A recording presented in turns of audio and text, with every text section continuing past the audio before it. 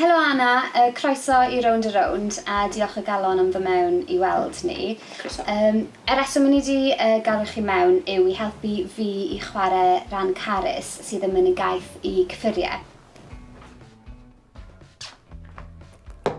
I chi o cwmni Arch. Ydw. Ellwch chi wedi wrthyn ni tym bach amdano beth yw Arch a sut ydych chi'n helpu bobl sydd yn gaeth I cyffuriau? Medref. Da ni yn trio helpu pobl sydd yn gaeth, fel ti'n dweud, at cyffuriau. Yr cyffuriau da ni'n teddu I ddelio hefo ydy stimulants a depressants, felly dy heroin, dy cocaine, cannabis, I enwi jyst chydig iawn o beth sy'n mynd ymlaen yn y byd. Da ni'n gyfrifol am drio gael pobl I newid I bywyda ydy'r gwir amdan hyn, fel bod nhw'n stopio yr niwed iddyn nhw hunan ac i'r cymunedau lle maen nhw'n byw. A teimlo mwy hyderus falle efo mas i'r byd a trio helpu nhw yn eu bywydau o ddydd I ddydd hefyd? Ie, yn union. Gret. Wel, chi'n swnio fel y person perffaith I helpu fi gyda yr ymchwil I fi'n trial wneud. Felly mae Carys yn mynd yn gaeth I tabledu lladd pôn. Sut bydde rhywun yn ymddwyn yn wahanol I person normal os o'n nhw yn cymryd? A faint o tabledu bydde nhw'n cymryd y diwrnod os o'n nhw yn gaeth?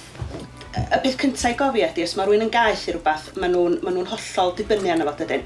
So, os dydyn nhw ddim o'i gwmpas o neu ddim yn gael o am ryw sbelan amser, mi fydd i'n gweld y symptoma bod rhywun yn gaeth. So, os ti'n stopio cymeryd tabledi sydd yn opiate-based am fwy na 3 diwrnod, be ffeindio ydy mi fydd ti'n cael muscle spasms, insomnia, diarrhea, vomiting, So flu symptoms. Flu symptoms, chwysu, ag be maen nhw'n alw'n itchy teeth. So, lle ti'n meddwl fatha bod chdi'n mynd yn wirion isio crafu dy ddannedd a dy gums. A weithiau ceg sych hefyd. Dibynnu be mae'r ffisio yn dweud. Di dal I frifo. Lle'n cwyno ar ôl yr op dwi wedi cael. Ond mae'n tynnu mama borea. Ti wedi cael rhywbeth at y boen? Dwi wedi cael tabledig i'n doctor. Dwi'n licio cymryd nhw.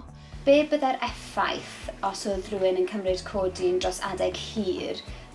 Be bydde hwnna'n neud yn gorfforol I chi ac yn meddyliol I chi? Mae'r tabledi ti'n sôn amdan yn dy stori di, rhan amla di gael ei mixio hefo paracetamol. A fel mae rhywun yn gwybod, neu ella ddim, mae gormod o paracetamol yn medru anafu'r iau. Felly, gymaint yma rhywun efallai yn cael yr hit allan o'r opiate-based, maen nhw hefyd yn cymeryd mwy na ddylsan nhw o'r paracetamol. A mae hynny felly yn golygu mi fydd na niwed ar y iau. Mae'r iau yn medru sortio hyn allan dros gyfnod, ond ydy rhywun yn barod I gymeryd y risg yna, achos os da chi'n cymeryd yr cyffuriau yma ac ella'n cymeryd alcohol hefyd, mae rhai pobl yn, beth da ni'n galw yn polydrug use, mae hyn yn medru gael fwy o effaith ar bethau fatha'r iau. Meddyliol, mae rhywun yn dibynnu ar rhywbeth dydy, ti'n meddwl amdano fo o hyd, so mae rhaid I chdi ofyn y cwestiwn unwaith mae hynny di mynd, wyt ti'n mynd I fod yn dibynnu ar rhywbeth arall, os na rhywbeth yn dy natur di sydd yn neud chdi fod eisiau fod yn ddibynnol ar rhywbeth, pam a be sydd wedi dod â'r person i'r pwynt yma yn y lle cyntaf.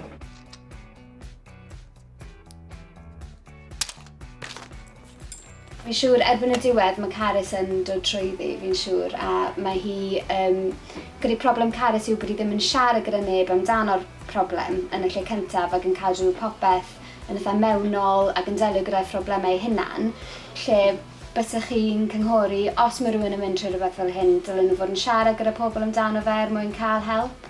Dyla. Y peth efo y broblem efo bod yn gaeth I rhywbeth ydy, mae o yn cychwyn fel arfer oherwydd dydy pobl ddim yn, ella bod nhw'n methu cwpio efo rhywbeth, enghraifft I poen, a da ni'n galw hyn yn, pe mae Carys yn cymeryd rhywbeth, da ni'n galw fo'n instant gratification. Mae gyda hi'r symptoma mae gyd ti di sôn amdan, a mae hi'n gwybod yn cefn I meddwl, un tabled ydy'r oll mae rhaid I gymryd, a bod bob dim yn mynd, a fydd hi'n ffain. Ac yn ei meddwl hi dydy hynny ddim yn broblem. Felly mae o'n bwysig bod pobl yn dallt hyn wrth gwrs. Mae yna wasanaethau allan yn eich helpu efo pethau fel hyn. A i ddod yn dol i beth ti'n sôn am gyna, yn dim yn bwysig siarad amdano fo. Mae'n bwysig bod rhywun yn gwneud referrals, bod rhywun yn medru sgwrsio am y problemau, a bod nhw'n cael beth da ni'n alw'n CBT, Cognitive Behavioural Theory, lle da ni'n sbio ar sut maen nhw'n meddwl am bethau. Debyg iawn i'r eirada, fatha cyfrifiadur adra.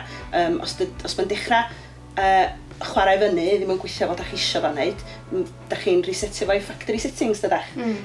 Hynny o beth, lle da ni efo'r ymenydd, lle da ni lle trio dysgu bobl i ail dysgu, ail fyw, ail meddwl sydd maen nhw'n mynd ymlaen. Mae o'n bwysig ofnadwy gwneud hynny. Digon hawdd ydi reid tabledi eraill i rwy'n i drio gael nhw o dda rhywbeth arall.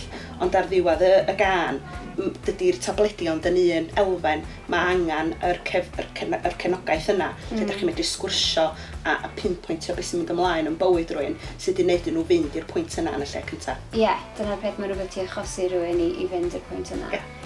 Gret, so diolch yn fawr am ddod mewn i weld ni. Mae'n swnio fel bod chi'n gwneud gwaith arbennig yn Arch.